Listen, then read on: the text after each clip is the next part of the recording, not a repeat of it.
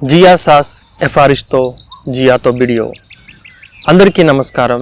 ఈ వీడియోని ఓపెన్ చేసినందుకు మీకు ధన్యవాదాలు.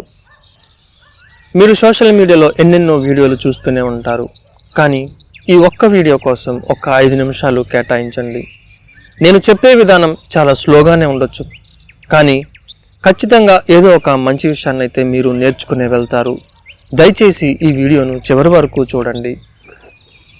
నిన్న నేను ఆఫీస్ నుండి ఇంటికి వెళ్తూ ఎక్కడైనా కొబ్బరి బొండాలు తీసుకుందామని చెప్పి అనుకున్నాను. సో ఎవ్రీడే నేను అదే దారిలో వెళ్తూ ఉంటాను కాబట్టి ఎక్కడెక్కడ కొబ్బరి బొండాలు ఉంటాయో నాకు బాగా తెలుసు. నేను చూసే కొబ్బరి బొండాల షాపులన్నీ పెద్దగా వ్యాపారాలు అక్కడ జరుగుతూ ఉంటాయి. కానీ ఆ రోజు నేను ఇంటికి వెళ్తున్నప్పుడు ఒక చోట ఒక తాత ఒక చిన్న బండి మీద కొబ్బరి బొండాలు పెట్టుకొని అమ్ముకుంటున్నాడు. ఆ బండి మీద 20 కొబ్బరి బొండాలకి మించి ఎన్నో లేవు. ఆ తాత ముఖం చూడగానే నాకు ఎందుకో ఆ చిన్న షాప్ దగ్గర ఆగాలనిపించింది. నాకేమనిపించిందంటే, అరే నేను ఎప్పుడైనా కొబ్బరి బొండాలు కొనే షాపు ఎప్పుడు కూడా పెద్దదే, వారు చాలా పెద్ద వ్యాపారమే చేస్తూ ఉంటారు, రోజు వేలల్లోనే సంపాదిస్తారు, ఎంత కాదనుకున్నా ఒక 5,000 నుంచి 10,000 వరకు బిజినెస్ చేస్తారు. కానీ ఈ తాత రోజుకు ఒక 500-1000 రూపాయలు సంపాదిస్తాడో లేదో కూడా డౌటే. ఎందుకని ఈ తాత దగ్గర మనం కొనుక్కోకూడదు అని అనిపించింది. నిజంగా అలా పెద్ద వ్యాపారాలు చేసే వారందరూ డబ్బులను దేనికి ఉపయోగిస్తారో తెలియదు, కానీ ఖచ్చితంగా ఇటువంటి చిన్న వ్యాపారాలు చేసేవారు మాత్రం ఆ రోజు వాళ్ళ పూట గడవడానికి మాత్రమే ఉపయోగిస్తారు. నాకు అందుకే అనిపించింది, నేను కొనే ఒక 100 రూపాయల బోండాలు ఖచ్చితంగా ఆ 100 రూపాయలు ఈరోజు వాళ్ళకి పూట గడవడానికి ఉపయోగపడుతుందని అనిపించింది.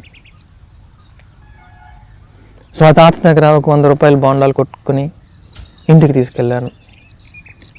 వాళ్ళు చాలా చిరునవ్వుతో పలకరిస్తారు మనల్ని వెళ్తే. ఆ తాత నిజంగా నన్ను చిరునవ్వుతో పలకరించి, ఏం చేస్తావు నాన్న, నువ్వు ఏం ఉద్యోగం చేస్తావు అని అడిగి, నన్ను నా ఫ్యామిలీ గురించి కూడా మాట్లాడి చాలా చిరునవ్వుతో నన్ను పలకరించాడు. నేను కూడా వారిని అలానే పలకరించాను. మీది ఏ ఊరు తాత, నువ్వు ఎప్పుడు ఈ రోడ్లో నాకు కనిపించవు కదా, ఎప్పటి నుంచి ఇక్కడ పెడుతున్నావు అని చెప్పి నేను కూడా 4 మాటలు మాట్లాడి ఇంటికి వచ్చాను.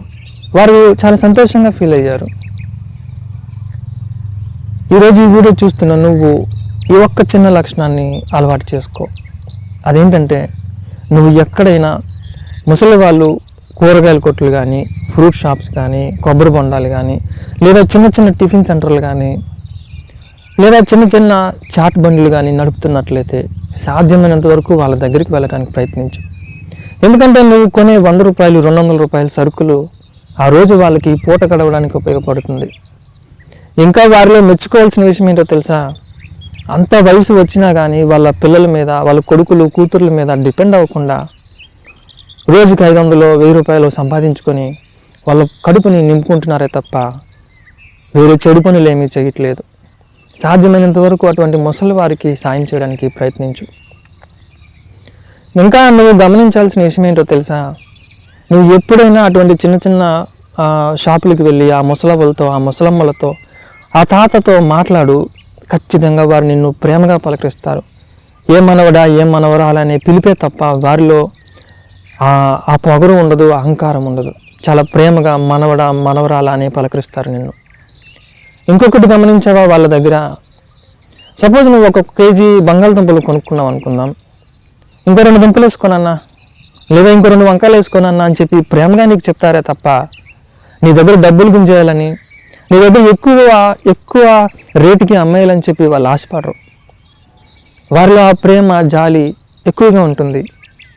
సో సాధ్యమైనంత వరకు ముసలమ్మలు కనిపిస్తే వారి దగ్గర కొనుక్కో. నిజంగా వారు గ్రేట్ అండి. ఎందుకంటే నిజంగా వాళ్ళు గ్రేటు. ఎందుకో చెప్పనా, అంత ముసలి వయసులో కూడా వాళ్ళ పిల్లల మీద డిపెండ్ అవ్వకుండా ఏదో ఒక చిన్న పని చేసుకొని వాళ్ళ కడుపు నింపుకుంటున్నారు. ఈరోజు ఈ వీడియో చూస్తున్న నువ్వు ఈ ఒక్క లక్షణాన్ని అలవాటు చేసుకో. సాధ్యమైనంత వరకు అటువంటి చిన్న వ్యాపారస్తుల దగ్గర, చిన్న షాపుల దగ్గర, ముసలవ్వల దగ్గర, తాతల దగ్గర బేరాలు ఆడకుండా అవసరమైతే ₹1 ఎక్కువైనా ఇచ్చి వారికి కొనుక్కో. ఖచ్చితంగా వాళ్ళ దీవెనలు, వాళ్ళ ఆశీస్సులు నీకు ఏదో రూపంలో వస్తాయి. నీకో నీ పిల్లలకో ఖచ్చితంగా వాళ్ళ ఆశీస్సులు నీకు వస్తాయి.